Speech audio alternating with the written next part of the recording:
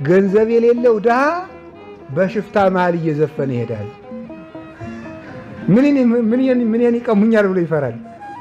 የለውማ እያቅራራ በሽፍቶች መሃል የለውም፣ እንደ ልቡ ነው የሚሄደው። አለው ግን አሉ ጠይቀ ንገረኝ እያለ ነው የሚሄደው ማለት ነው። የገንዘብ ፍቅር በጣም አደገኛ ነው። ገንዘብ የማይወድ ሰው የድሃ እንቅልፉ ጤና ነው ይላል ሰሎሞን።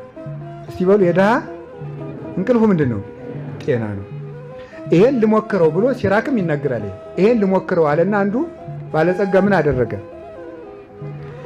ልሞክረው ብሎ አይደለም እንቅልፉን እንቅልፍ አይወስደውም፣ ሀብታም ነው። ወላን አልጋ ተነጥፎ ሽቱ ተረፍርፎ መጋረጃ ተጋርዶ ወላንሳ ተነጥፎ አምሮበት ጠጅ ጠጥቶ ጮማ ቆርጦ አዝማሪ ሲያጫውተው አምሽቶ በሙሉ ተኛ።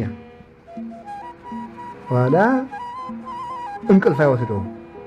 ሎሌው ግን ሲያሳልፍ ይውልና ምን ሲልና አንዳንድ የድሃ ልብስ አለች አይደል? ወደ ላይ ሲለው እግሩ ባዶ ይሆንበታል በብርዱ፣ ወደ ታች ሲለው ራሱ ባዶ ይሆን ፊቱን ይበርደዋል። እንዲህ ያለ የድሃ ልብስ ለብሶ ግን ደሽ ብሎ ዝም ብሎ አንተ ግርድስ ተነስ ብሎ ማልዳ 3 ሰዓት ነው የሚነሳ።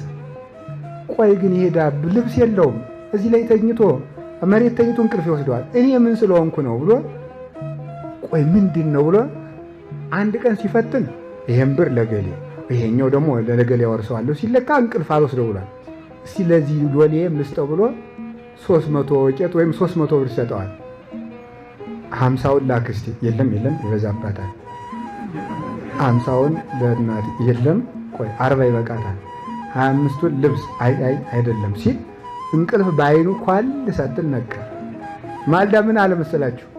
ጌቶቹ ሳንቲሜዎቱን ይወስዱና እንቅልፌን ይመልሱልኝ። አንድምታ ላይ ያለ እኮ ነው። ይሄ እኮ ነው ተረት እንዳይመስላችሁ ማለት ነው። መጽሐፍ ላይ ያለ ትርጓሜ ላይ ያለ ታሪክ ነው የምነግራችሁ። የድሃ እንቅልፉ ጤና ነው የሚለው ትርጓሜ ላይ ያለ ነው። እረፍት የሚነዛ ገንዘብ ነው በእውነቱ ማለት ነው። ገንዘብ አንድ መነኩሴ እየሮጠ ምክር ሊጠይቀው ነው። ጀማሪው ይሮጣል ይከተለዋል። ያኛው ፍጹሙ ደግሞ ይሮጣል እንዳይደርስበት፣ ውዳሴ ከንቱ እንዳይሆንበት ምክር ሊጠይቀው ነው የሚሮጠው። ኋላ ሊደርስበት ሲል አባ ቁመኒ በስመ እግዚአብሔር፣ በእግዚአብሔር ፊት ስም ቆየኝ አለው። እኔ የምሮጠው ስለ እግዚአብሔር ነው ብሎ ሮጠ። ሊደርስበት ሲል ምን አደረገ መሰላችሁ? አይ መቼም የሚገላግል ገንዘብን መጣል ነው ብሎ አንዲት መደረቢያ ነበረች። እሷን ወሩሮ ሲጥልለት እሷን እስከሚያነሳ ጠፋሱ። የፈሊጥ ነው በእውነቱ ማለት ነው። ሰይጣን ውሻ ነው። ውሻ ስጋ ከጣሉለት መልሶ አይመጣም አልጨረሰ። ሰይጣንም ገንዘብን ከሚንቅ ሰው ላይ ዝሙትን ማምጣት አይችልም። ገንዘብ አደገኛ የሰይጣን መሳቢያ ቁራጭ